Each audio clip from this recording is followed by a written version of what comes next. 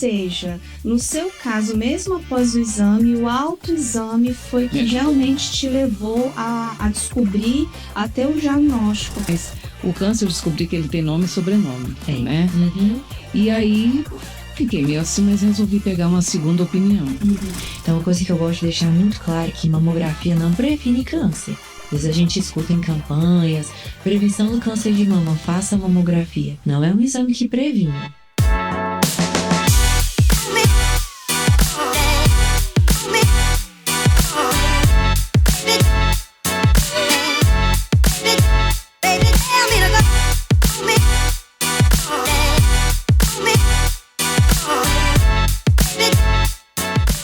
Está no ar o Sebrae Previcast, espaço onde a gente fala sobre educação financeira, sobre previdência e qualidade de vida, né? O Sebrae Previdência, como a gente sempre coloca nas nossas comunicações, Sebrae Previdência é mais que investir, é cuidar. Quando a gente fala em cuidado, a gente também fala da nossa saúde. Outubro Rosa, um momento onde a gente compartilha mais conhecimento, onde a gente leva mais informação sobre o câncer de mama. E hoje eu estou com duas convidadas aqui na bancada. Ano passado nós falamos com uma paciente que enfrentou o câncer e venceu. E este ano a gente quis trazer mais uma que venceu a doença, que está ainda em processo de tratamento, e uma médica, que eu acho que a gente precisa realmente de uma profissional que traga algumas informações que eu tenho certeza que de alguma forma vai fazer diferença na sua vida, tá bom? Então fique com a gente, porque eu tenho certeza que a gente tem muito conteúdo para falar aqui nos próximos minutos. Doutora, muito obrigada, doutora Giovana Milhomem. Léo, na verdade, Leonice, mas você disse que eu posso chamá-la de Léo. É, porque meu nome artístico é Léo Tilé. Não, espera aí, nome artístico, então quer dizer que a gente, na verdade, tem... Eu fiquei sabendo que você é uma professora, foi professora, uma vez professora, sempre professora, né? Aposentou e agora é atriz. Isso. Que história é essa, Léo, de atriz? Pois é, era um sonho antigo, né? Mas aí, como você tem que sobreviver, eu descobri que gostava de ser professora. E eu descobri assim na prática. Foi muito bom. Caí na profissão e gostei. E fui ficando, me encontrei. E quantos anos você ficou lecionando? 28 anos. 28 anos? Qual matéria? Educação artística, mas principalmente teatro. Que massa. Eu já tive um sonho de ser atriz, gente. Tá no caminho. A gente grava uns vídeos aqui no Sebrae Previdência que tem uma pegada de cinema, mas isso é assunto para outro podcast. Léo, mais uma vez, muito obrigada. Eu vou falar um pouquinho aqui da doutora Giovana. Você é médica ginecologista, membro titular da Federação Brasileira de Ginecologia, cirurgião uroginecologista e também especialista em endócrino, ginecologia e reposição hormonal feminina. Autora de capítulos sobre ginecologia regenerativa e também palestrante e mentora. Doutora Giovana, muito obrigada, seja muito bem-vinda. Muito obrigada, o prazer é todo meu. Olha, a ideia aqui é um bate-papo e eu espero que a gente consiga, de alguma forma, passar o maior número possível de informações, contando um pouco da sua descoberta, do seu tratamento, como foi esse processo. Conta pra gente, Léo, quando foi que você descobriu a doença e como você descobriu? Foi exame periódico? Como é que foi essa história? Pois é, eu assim, já tinha entrado na menopausa, né? Mas eu tomando banho, sempre me apalpando. Aí eu olhei que tinha uma coisa normal, falei assim, não é possível. Deixei pra lá, mas no dia seguinte aquilo ficou na minha cabeça. E é muito importante isso, sabe, assim, né, você conhecer o seu corpo. E foi isso que eu fiz. Eu marquei uma ginecologista sem muito alarde. Aí o primeiro exame já apareceu uns nódulos. E ela falou assim, olha, precisamos investigar isso. Aliás, na ginecologista. Ela falou para eu procurar um mastologista. Aí o mastologista indicou outros tipos de exame. Nesse exame fez a biópsia e descobriu que era um câncer tipo 6, né? BRCA já. BRCA. E uma coisa interessante sobre esse momento da história da Léo é que o que chamou a atenção para o tumor inicialmente foi um autoexame. E em todas as campanhas de Outubro Rosa a gente vê muito, faça o autoexame das mamas, incentivando. Isso é importante porque Se a gente for classificar o autoexame em especificidade e sensibilidade, que são os critérios de qualidade que a gente dá para o exame, o autoexame ele é pouco específico e pouco sensível, em comparação com uma mamografia, com uma ressonância de mamas. Porém, o autoexame tem o que nenhum exame de rastreio tem, que é o autoconhecimento. Você conhece a sua mama como ninguém. Você toma banho, palpa a sua mama desde que ela existe na sua pós-puberdade. Então, você sabe o tamanho, o peso, onde tem uma ondulação, onde tem uma verruguinha, onde tem uma retração. Ninguém conhece a sua mama igual você. Então, a sua mama, você palpando ela, você vai conseguir identificar alterações antes até do que um próprio médico. Às vezes, numa palpação da mama da paciente na minha cadeira, é a primeira vez que eu tô palpando aquela mama. Se tem um abaulamento, uma retração que para mim pode ser indiferente, ou para a paciente sabe que aquilo não estava ali 1 ano atrás, ou 2 semanas atrás, ou um dia atrás, né? Então, o autoexame ele deve ser, sim, incentivado, praticado, usar o momento do banho com sabonete para escorregar em volta da mama, fazer aqueles 3 círculos, né, de fora, no meio e no mamilo, e só procurar alguma coisa diferente. Não vai fechar diagnóstico, mas vai surgir um alerta, como aconteceu com a Léo, para que a partir desse alerta ela procure o mais rápido possível um especialista e aí sim tenha o diagnóstico fechado. Sabe o que eu achei estranho? Porque assim, geralmente no início do ano, fevereiro, mais tardar março, eu procuro sempre fazer os meus exames, né? E não tinha dado nada. É assim. Um exame de imagem. Um exame de imagem. Deu algumas em fevereiro. calcificações, isso de 2024. Deu algumas calcificações, mas a médica não viu, assim, uma coisa... como é que fala E assim? nem foi laudada como BRAS 4A, Não. por exemplo. Nada. Então, só para eu entender aqui, esse exame foi em fevereiro. Isso foi em fevereiro. Quando você sentiu alguma diferença na sua mama, foi quando? Foi em junho. Em junho eu senti. Rápido, né? Foi muito rápido. E aí eu senti, mas engraçado, que eu senti na mama direita. Eu senti, assim, alguns caroços debaixo do braço, inclusive. Na mama direita. E na mama esquerda que foi constatado mesmo. Ou Engraçado, seja, né? o autoexame trouxe uma informação, uma suspeita. Isso. Porque assim, eu fico imaginando, porque ela poderia ficar, né, doutora, tranquila. Se ela fez um exame em fevereiro, bem, tá tudo certo, o exame periódico, ano que vem eu volto. Ou seja, no seu caso, mesmo após o exame, o autoexame foi que realmente te levou a descobrir até o diagnóstico. Eu fico pensando assim, eu acho que o autoexame é todo dia, então, né, doutora? Todo dia. É como eu falei, usar o hábito do banho com sabonetinho ali, que já ajuda, né? Já escorrega. E palpar a mama mesmo, de forma intencional. Procurar algum ponto de dor, apesar que as lesões tumorais, inicialmente, elas não doem nada. Mas procurar um ponto de dor, uma abaulação, uma nodulação que não existia ali, porque você conhece sua mama mais que ninguém. Verdade. Né, como é que foi esse momento, tanto da investigação quanto, de fato, do diagnóstico? Assim, quando eu encontrei, eu fiquei até... Eu não sabia o que pensar, né? Eu falei, não é nada, porque em fevereiro eu já tinha feito, não deu nada. Mas eu falei assim, não, por via das dúvidas, eu vou procurar a médica amanhã. Aí claro, você tem que marcar aquela coisa toda. Aí na mesma semana eu consegui uma vaga e fui. E aí a médica, ela também fez, né, o exame de toque, pediu o exame. Aí quando saiu o resultado do exame, ou seja, quase 2 semanas depois, que foi sair o resultado do exame, que ela olhou, ela falou assim, olha, eu quero que você investigue. Não, esse foi só o primeiro exame de imagem. Tá. E aí ela falou assim, olha, eu preciso que você investigue isso melhor.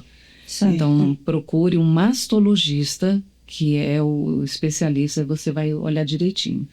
Eu não estou gostando muito dessas imagens aqui, mas a gente precisa ter uma precisão melhor. Aí foi quando eu fui atrás, aquela coisa toda. E nessa época você fez uma segunda mamografia. Aí eu fiz uma segunda mamografia, porque a primeira, inclusive, assim, a imagem não estava muito boa. Ela não, a médica mesmo não gostou, ela falou, não, procure outro. Ou seja, procure outro laboratório, outra clínica. Isso tudo também influencia, doutor? Muito, muito. A mamografia, ela é o nosso principal exame de rastreamento e identificação precoce. Então, uma coisa que eu gosto de deixar muito claro é que mamografia não previne câncer. Às vezes a gente escuta em campanhas, prevenção do câncer de mama, faça mamografia. Não é um exame que previne. O exame ele tem uma capacidade de identificação precoce e de sugestionar que aquela lesão pode ser maligna. A mamografia ela vai ter uma sensibilidade entre 85% a 90%. E ela é acessível a todas as mulheres. Ela é disponível do SUS à realidade da medicina particular. Então, é o exame preconizado como rastreamento, porém não depositar na mamografia uma intenção de prevenção. Porque quando a mamografia chega, a lesão já está lá. Ela só identifica, ela só olha e fala, um tumor. Temos também a ultrassom de mamas, mas a ultrassom de mamas ela tem uma sensibilidade reduzida para a identificação de tumores, é entre 60% e 65%. E temos a ressonância magnética das mamas com contraste, que ela tem uma sensibilidade até superior à mamografia, porque chega a 99% e 100%. Para a ressonância olhar e dizer, isso é um câncer de mama. Porém, a ressonância é um exame caro e ainda não é acessível em todas as esferas da saúde no Brasil. Eu fiz a ressonância, mas eu fiz particular também. Isso. E aí a ressonância hoje, ela entra num segundo momento. Então, foi feita uma primeira mamografia, com ultrassom ou não, uma segunda, houve a suspeição, né? A gente acha que é câncer, quer confirmar, pode complementar com a ressonância e vem também o principal diagnóstico, que é através da biópsia ou da punção da mama, que a punção realmente traz numa lâmina histológica o que é aquele tumor, qual é o tipo dele, se ele é hormônio dependente ou não, se ele é invasivo ou não. No seu caso, Léo, assim que saiu o resultado da punção, como é que foi o tratamento? Você contou para mim aqui nos bastidores que você chegou a fazer duas... eu fiz 2 cirurgias, né? 2 cirurgias. Como é que foi esse processo? Até a chegada da notícia que você faria essa cirurgia. Conta um pouquinho pra gente sobre esse processo. O doutor que me atendeu, a primeira médica que me atendeu, ela não sei se assim ela tentou me acalmar, ela falou assim, olha, isso não é câncer, isso não chega a ser um câncer, quando ela pegou o resultado da biópsia.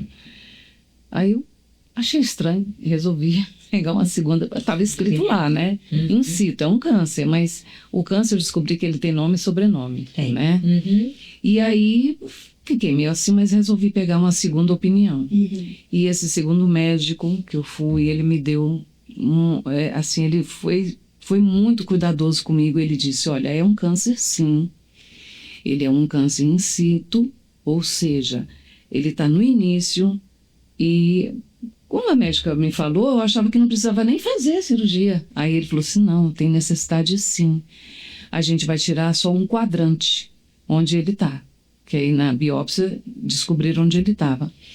Só que aí tirou aquele pedaço, né, a quadrantectomia, tirou aquele pedacinho, aí descobriram na biópsia, na outra biópsia, que tinha um outro pedacinho fora do quadrante. Não tinha margens livres, né? Aí tirou de novo.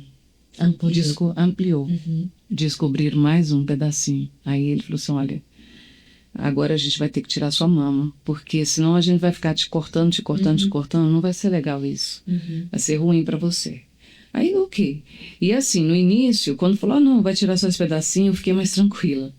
Depois, quando foi a segunda cirurgia, aí eu já comecei a ficar mais temerosa. Mas esse médico, não sei se pode falar o nome dele, esse médico, por favor, o doutor Alexandre Bravin, maravilhoso, querido, meu amigo, lá do HFA. Isso, olha, excelente, Bravin. Ele, assim, ele parece um anjo, né? Porque ele me deixou tão confortável, ele me deixou tão, sabe, assim, eu confiei nele, porque ele realmente foi um anjo, me ajudou demais, e ele, confia, a gente vai tirar esse pedacinho aqui. Aí ele chegou, olha, apareceu mais um pedacinho, a gente vai tirar. Depois ele chegou e falou assim, você quer tirar a mama? Apareceu outro nódulo, então eu não quero ter que ficar te cortando, vai ser ruim. Eu confesso que, lógico, né, a cabeça da gente fica meio assim. Falei, ai meu Deus, eu quero ver minha filha se formando. Aquelas coisas bestas, né? Mas ele Na verdade, me deixou muito. Acho que a última coisa que você pensa é: eu vou ficar sem a mama. Isso, apesar de ser muito importante, passa a ser pequeno, né? Porque você começa a imaginar as outras questões da vida e a mama passa a ter uma importância mínima. E vejo como é importante para nós. Sim. Né? E é muito importante. Você falou uma coisa tão interessante, porque assim, parece que a gente se anula, né? Você fica pensando em volta de você. Quem tá, sabe, quem depende de você, quem precisa de você. Ou o que você ainda quer viver. Ou o que você ainda quer viver. E eu tinha umas mamas, as minhas mamas eram muito densas, né? E eu sempre tive vontade de diminuir a mama por conta da coluna. E aí eu falei assim, olha, agora calhou tudo. Eu sempre tive muito medo de fazer cirurgia, mas você vê como é que são as coisas, né? Uma coisa vai caminhando para outra. Então eu tive que tirar a mama e reduzir a outra para ficar no mesmo tamanho. Você já fez a reconstrução? Fiz tudo junto, tudo ao mesmo tempo agora. Sim. Fiz. É a melhor opção. Quando possível. É que às vezes não é possível. Às vezes a paciente precisa, porque por uma questão de espaço mesmo, ela precisa usar uma órtese que chama expansor. Ela usa esse expansor, onde é a mama, para realmente abrir espaço para depois, no futuro, caber uma prótese. Ou por questão de acesso e financeiro mesmo, a paciente não pode arcar com as duas cirurgias, que é a cirurgia da mastectomia, mais a reconstrução com prótese ou sem prótese, no mesmo momento. Mas não havendo necessidade de expansor e a paciente tendo essa possibilidade, o ideal é como a Léo fez, a masté e a reconstrução ao mesmo tempo. E Léo, qual foi o seu maior medo durante esse processo? É o medo da morte? É o medo de deixar alguém?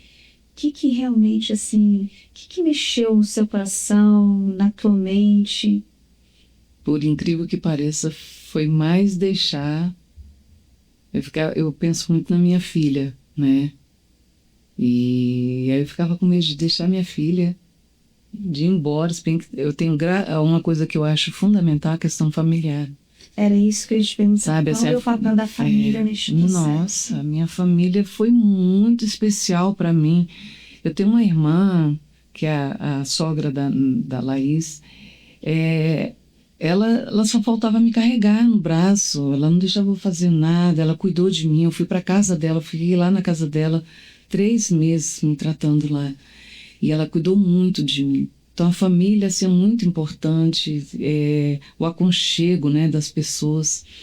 E eu pensei muito na minha filha, pensei muito nela. Assim, ela é universitária, enfim, né?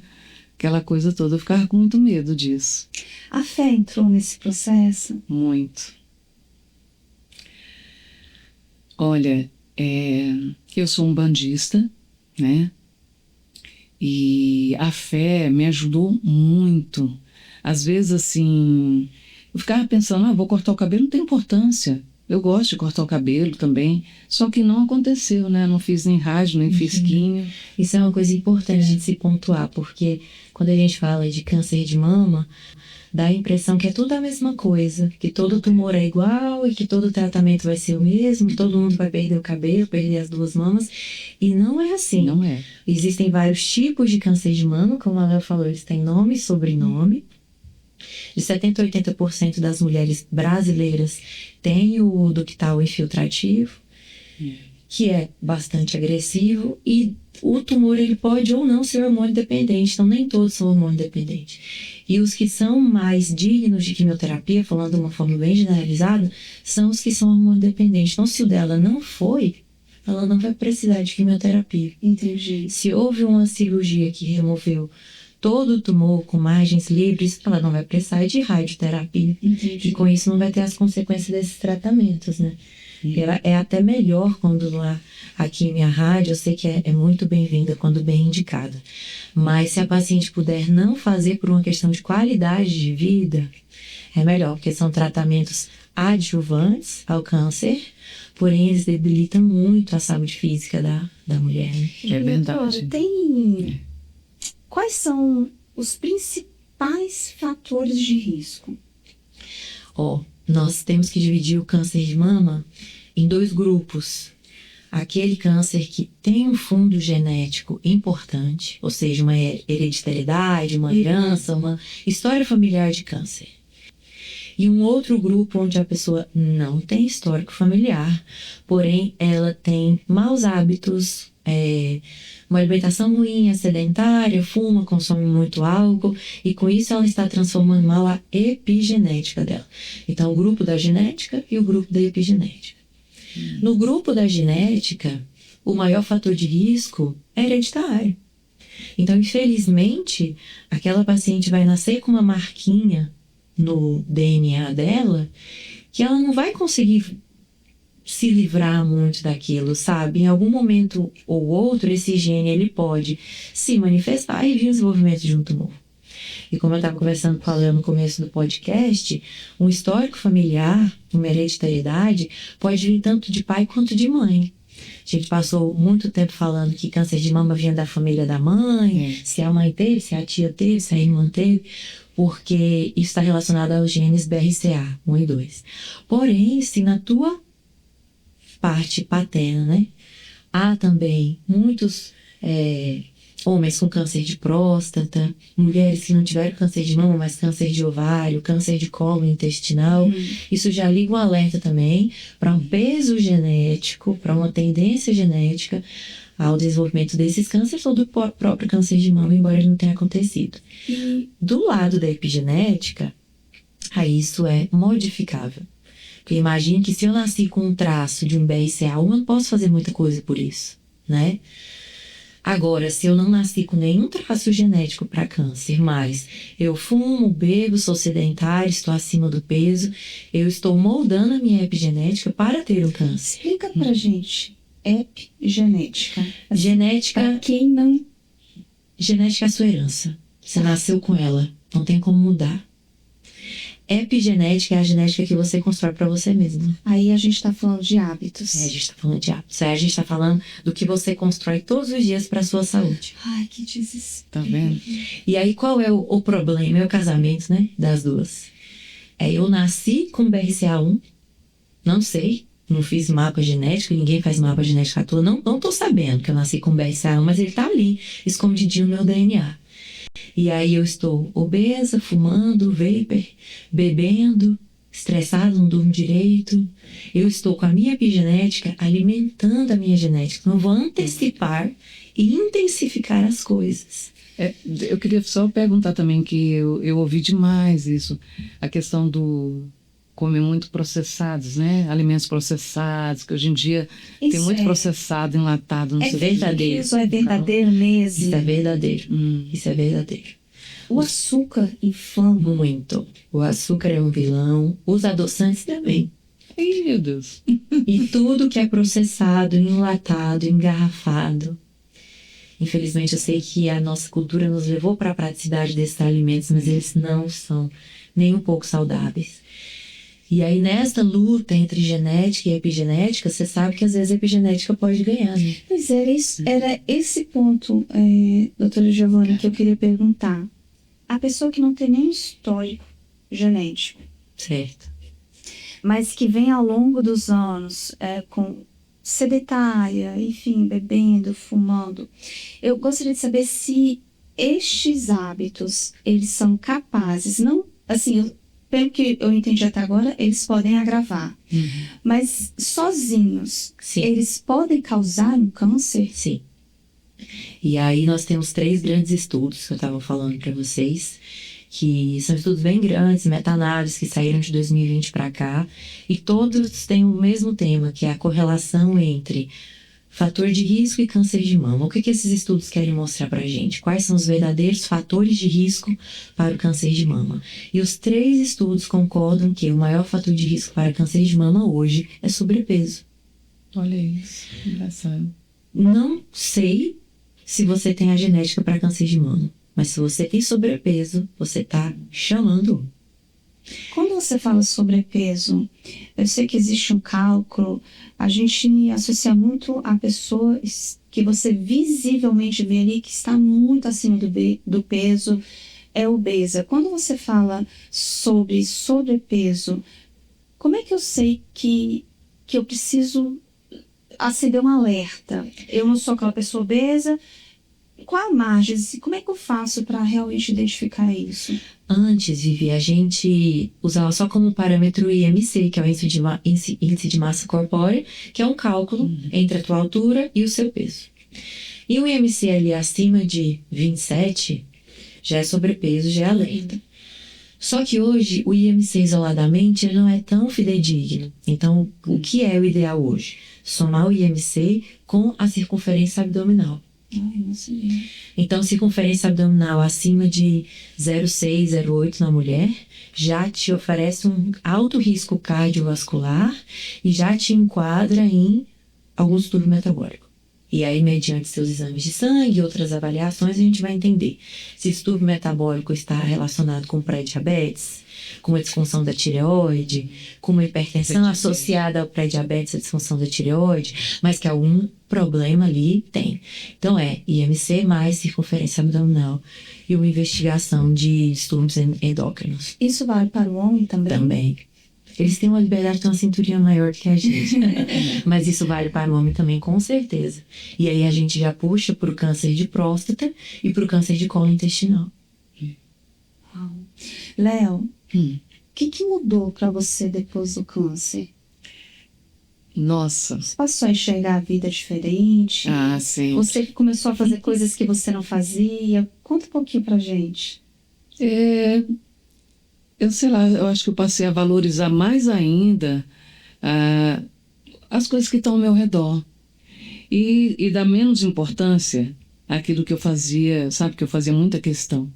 Então, eu gosto muito de limpeza, né? De deixar tudo limpo. Mas tem dia que eu falo, não, hoje eu não vou. Deixa essa louça aí, não vai morrer se ficar um dia. Não tem problema.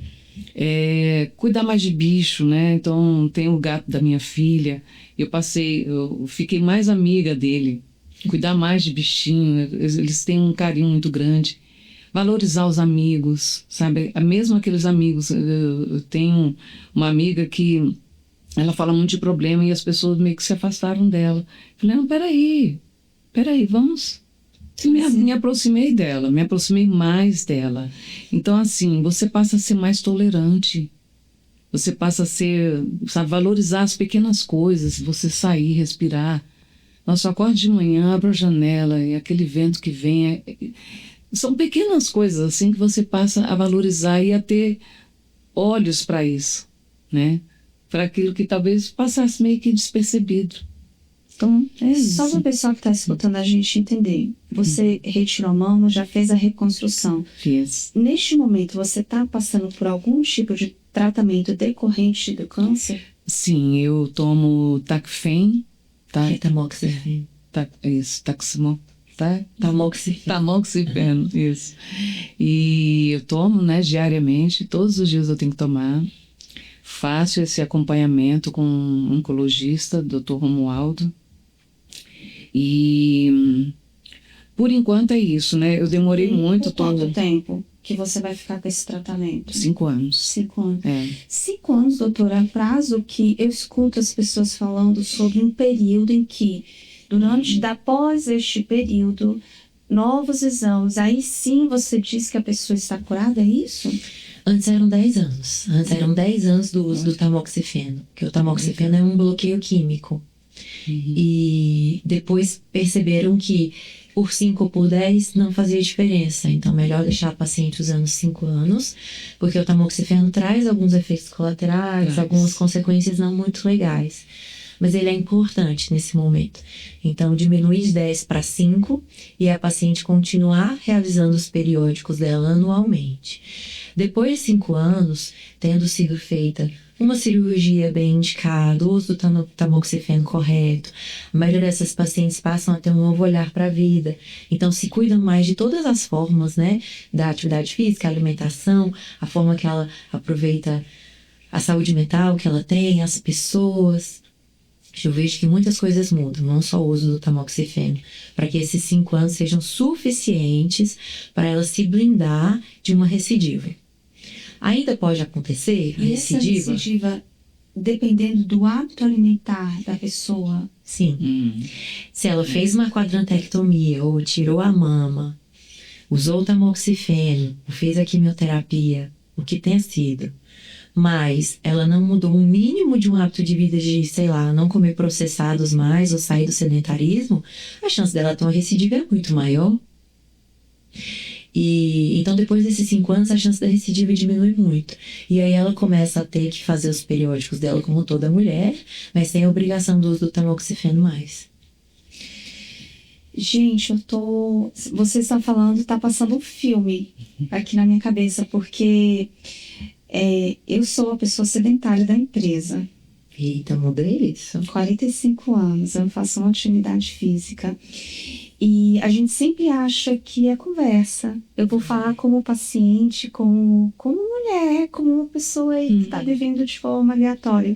A gente sempre acha que é um exagero dizer que atividade física cura, dizer que atividade física salva, Previne, que uma alimentação saudável pode prevenir.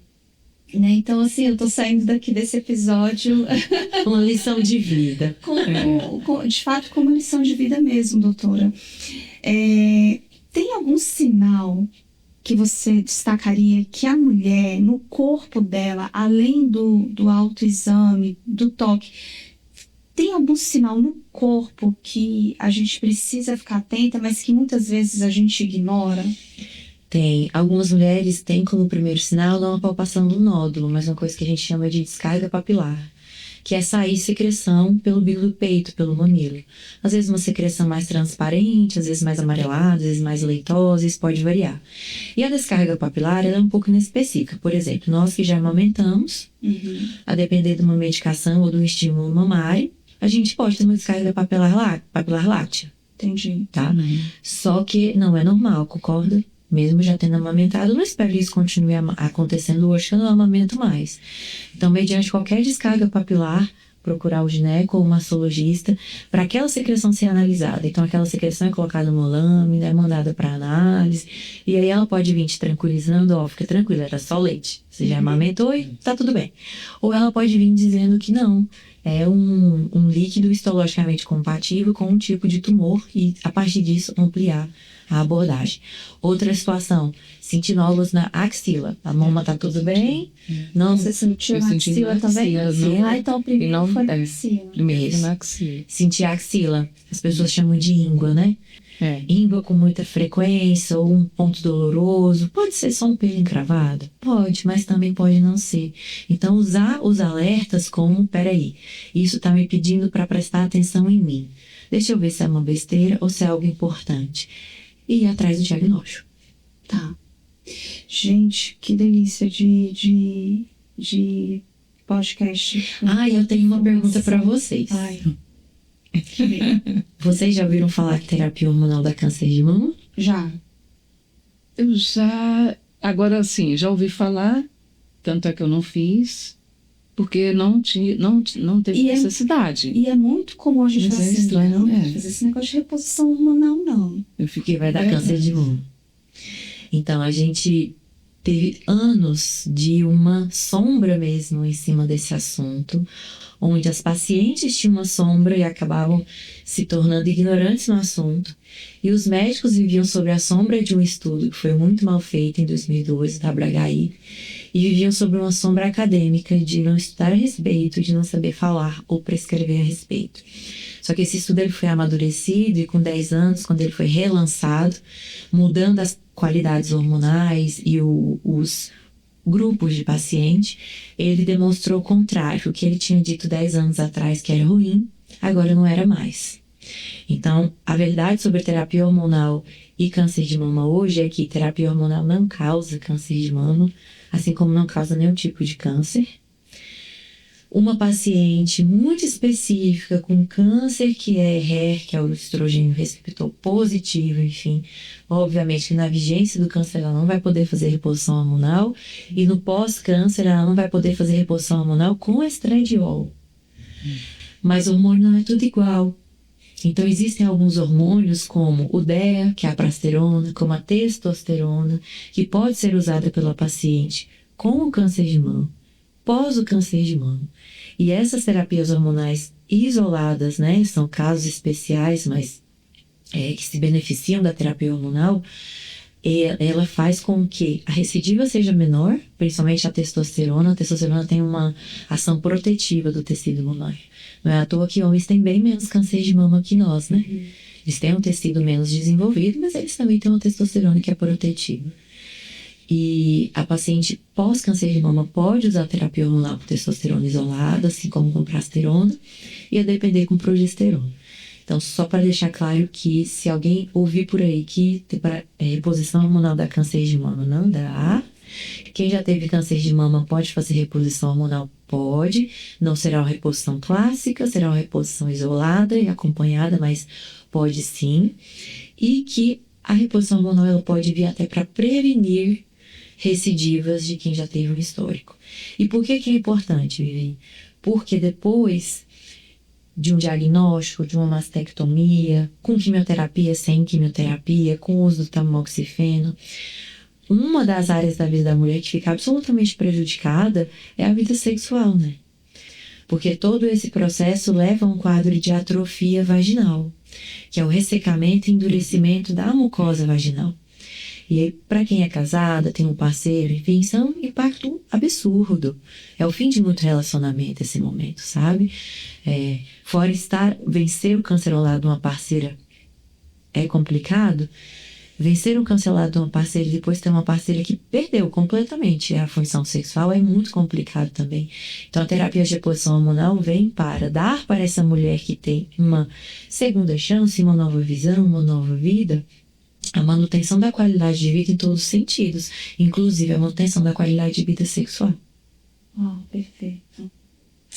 Doutora, eu tô com um dado aqui que diz o seguinte, de direção a Uli, acho que antes da gente começar a gravar isso daqui, que diz, é um estudo recente, de acordo com o Ministério da Saúde e do Instituto Nacional de Câncer, o Brasil deve registrar cerca de 74 mil novos casos de câncer de mama agora em 2025. Lindo. E o que me chamou a atenção aqui é o foco que eles dão no diagnóstico precoce, né?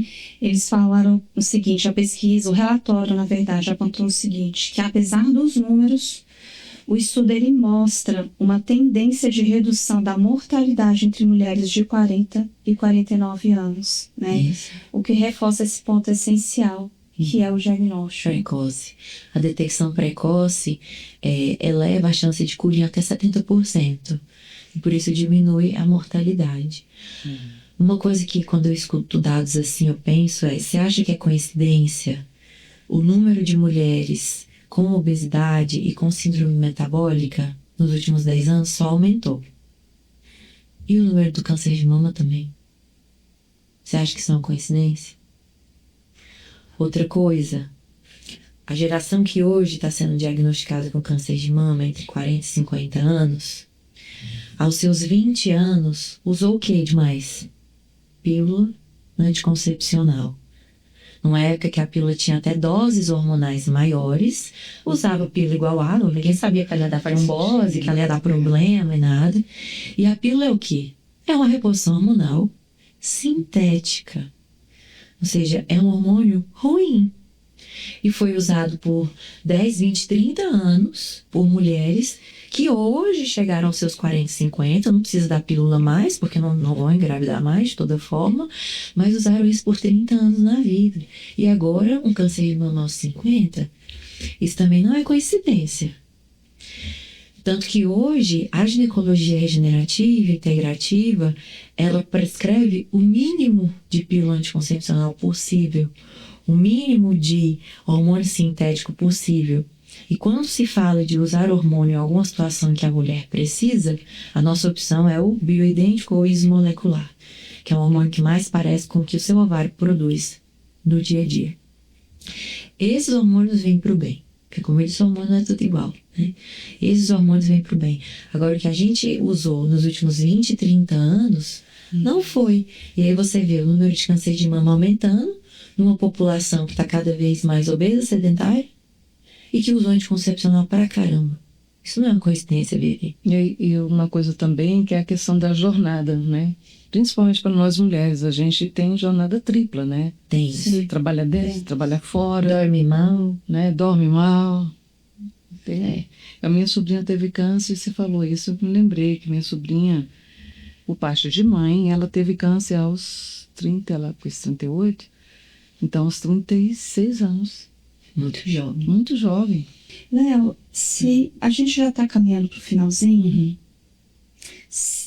eu gostaria que você deixasse uma mensagem a todas as mulheres que estão passando neste momento por um tratamento, por mulheres, há mulheres que descobriram recentemente, há mulheres que estão já finalizando o seu tratamento. Eu queria deixar esse espaço para que, de alguma forma, você pudesse encorajá-las. A primeira coisa é se ame. Se ame muito, se cuide, se abrace, sabe? Se oportunize. Se olhe no espelho e fala assim, eu sou linda, não importa, assim. E se cuide, claro. Se cuide mesmo. Você em primeiro lugar. Sempre, porque senão, se você não estiver em primeiro lugar, você não vai ter condições de cuidar de ninguém. Então você tem que se cuidar, né? Tem que se cuidar mesmo. Olhe para você, olhe para o seu espelho, fala, eu sou linda, eu sou bela, eu sou forte, eu consigo. Pode parecer umas coisas balela, fúteis, mas não é. A gente vai descobrindo isso com o tempo, que você tem que se amar primeiro. Para você amar o outro, você precisa se amar primeiro. O diagnóstico precoce salvou sua vida. Salvou minha vida. É você se tocar mesmo. E se tiver alguma coisa errada, vai atrás. Não, isso aqui não tá bacana. Isso aqui não tava aqui. Tem alguma coisa errada. Melhor, vai. Verifica. Se não for, beleza. Né? Paciência. Onde a gente pode assistir a atriz Léo? Eu estarei em cartaz em breve, entre elas, que é um repertório que fala sobre mulheres, inclusive. Oba! Bom, Estaremos lá. Com certeza. eu vou fazer Você tem uma missão de avisar o Sebrae Previdência a respeito vou avisar, vocês vão lá para dar boas gargalhadas, que é um grupo de mulheres, todas mulheres, dirigida por mulher também. Adorei, somos amigos da época da faculdade e estamos aí tocando o barco. Que legal. Ano que vem estamos em cartaz. Léo, muito obrigada por compartilhar. Eu que agradeço, viu? Da sua história, que eu sei que se a gente pudesse ficar aqui, a gente ficaria e contaria muitas outras histórias da sua vida. Desde a Léo lá. A Léo, olha, eu cometi uma delicadeza. A Léo o quê? A Léo brasiliense, mineira, goiana, baiana. Eu sou daqui mesmo, mas sou filha de mineiro, né? Sou filha de mineiros, mas nasci aqui em Brasília. Léo, muito obrigada. Eu quero estar na plateia. Estará. Eu também. Vejo vocês, eu vou lá. Vai ser um prazer, viu? Ver vocês. Doutora, se você tivesse a oportunidade de trazer um alerta, imagine que aqui é a oportunidade que você tem para que muitas vidas sejam, eu vou até dizer, curadas, ou que muitas vidas não passem pelo que a Léo passou. Se eu falasse assim, doutora, você tem poucos minutos para salvar o maior número possível de vidas, qual recado você deixaria? Não seria muito diferente do que ela falou. Eu começaria meu recado falando assim, mulheres, cuidem da pessoa mais importante da sua vida. É você. Isso não é egoísmo. Autocuidado não é egoísmo. Deus te deu um templo, é seu corpo. Não negligencie seu corpo. Escuta ele. Você conhece seu corpo mais do que ninguém. Tem alguma coisa te incomodando? Não precisa me falar. O que está te incomodando é que é aqui, na mama, no abdômen, é uma dor. Vai atrás de quem possa te ajudar a lidar com isso. Não tente lidar sozinha. Não carregue muito nos seus ombros, porque é pesado demais. E você ainda é só uma mulher. É porque a gente acha que a gente é Mulher Maravilha. Porque nós damos conta de tudo. E o impressionante é isso. A gente acha que não é à toa. É porque a missão chega e a gente cumpre.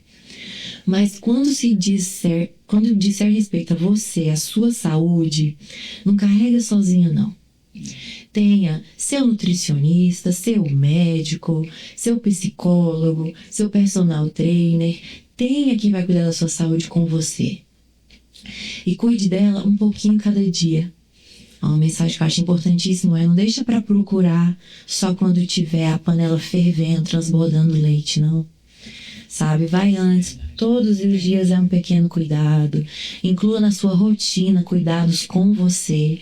Um momento que você não tem que falar com ninguém, você não tem filho, você não tem marido, você não tem chefe, você não tem trabalho, é você e você mesma.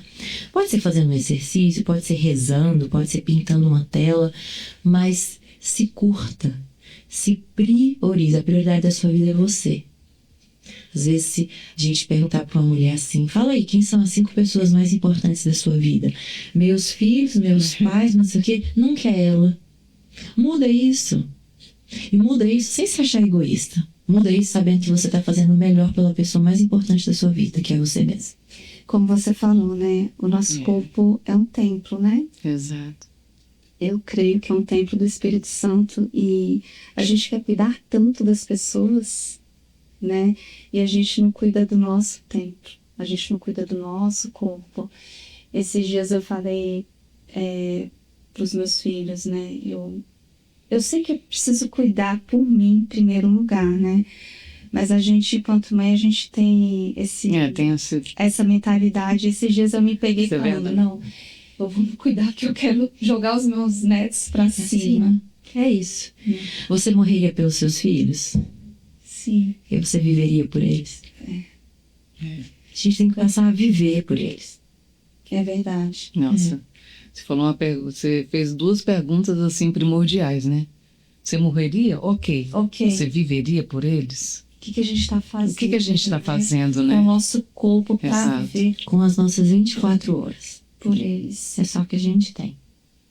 E só para agora realmente finalizar, doutora, recapitula aí algum hábito ou alguns hábitos que são essenciais para que a gente tenha qualidade de vida, para que a gente realmente consiga, com os nossos hábitos, vencer o câncer de mama. Vou falar 5. Tá. 5 hábitos que, se qualquer mulher tiver isso aqui no seu dia a dia, nas suas 24 horas, ela vai se livrar de vários tipos de doenças crônicas e tumores, não só o de mama, mas incluindo o de mama também. Primeiro, 40 minutos de atividade física por dia. É calçar o tênis e ir. Pode ser o que quiser. E tem que ser uma atividade física que lhe dê prazer. A musculação é importante? Mas se você não gosta de musculação no começo, faz o que você gosta. Vai na caminhada. Vai, mas não deixa de fazer. 40 minutos de atividade física diariamente. Segundo, tirar açúcar da sua vida. É comer só no final de semana? Não, é tirar. É tirar. É tirar 100%. Não tô sendo... qual é a palavra? Pessimista? Dramática, assim. Exagerada. Não tô sendo exagerada, tô sendo realista. Tira açúcar da sua vida. Terceiro hábito, dormir antes das 10. Que nessa nossa loucura de vida, de escala tripla, a gente não consegue. Mas dormir antes das 10 é a maior atitude antioxidante que a gente pode fazer por nós mesmos. Porque a gente vai aproveitar os 2 picos de melatonina, que é o super antioxidante do corpo do ser humano. A gente vai acordar no outro dia descansada, reparada, vai ter produção de GH, que é quem repara os nossos órgãos danificados. E com isso vai ter uma longevidade maior também. Vai engordar menos, vai construir mais massa muscular, só benefício. Quarto, suplemente. Proteína, magnésio. Suplemente o que te falta, porque a sua alimentação não vai conseguir te entregar. principalmente a parte proteica. E quando a gente passa dos 40 anos, a proteína ela é importantíssima. A gente entra numa queda de massa muscular. Se você só consumir a proteína ali do prato, você não vai construir, imagina manter sua massa muscular. Então, suplemente proteína. E eu coloquei aqui o magnésio como muito importante para a nossa saúde neurológica. E a última dica são os antioxidantes.